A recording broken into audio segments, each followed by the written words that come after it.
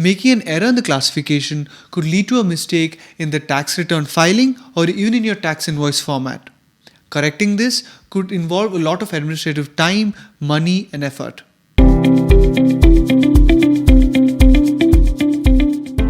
Hey everyone, before we move ahead, please click on the subscribe button to stay updated on our weekly business and finance related content, which is incredibly useful for business owners, CEOs, CFOs, entrepreneurs, and those who aspire to be one.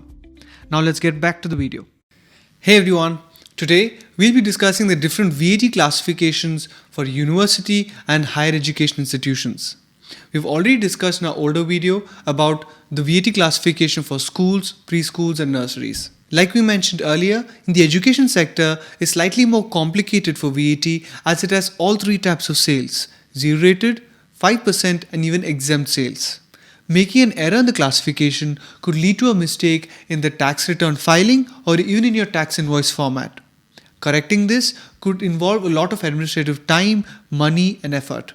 It's important to note that the VAT classification must be properly mentioned in the tax invoice. Each line item must be properly classified as what type of sale it is: 0, 5, or exempt sales. Let's first begin with zero-rated sales. For zero-rated sales, no additional VAT is charged, which means the sale is at 0% VAT. Education services qualify to be zero-rated for universities and higher education institutions if the following two conditions are met. The institution is either owned by the federal or local government or receives more than 50% of its annual funding directly from the federal or local government.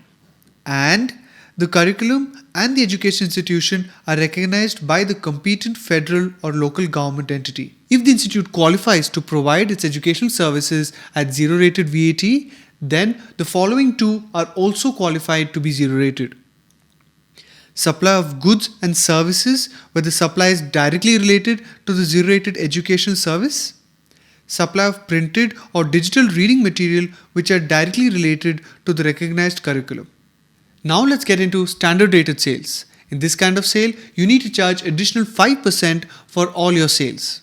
If your university or higher education institution does not fall under the category we discussed in the zero-rated sales, then all tuition fees will also be charged at 5% VAT. Some of the other sources of income that also fall under 5% VAT are the following: supplies made to persons who are not enrolled in your university or higher education, electronic devices, food and beverage, field trips which are not directly related to the curriculum, extracurricular activities that are provided for an additional charge also fall under this category, rental of halls and auditoriums, courses to employees of corporates which are not in accordance with the curriculum recognized by the competent federal or local government entity, and lastly, clothing required to be worn. For example, lab coats, irrespective of whether or not supplied by the higher education institute as part of the supply of the education service.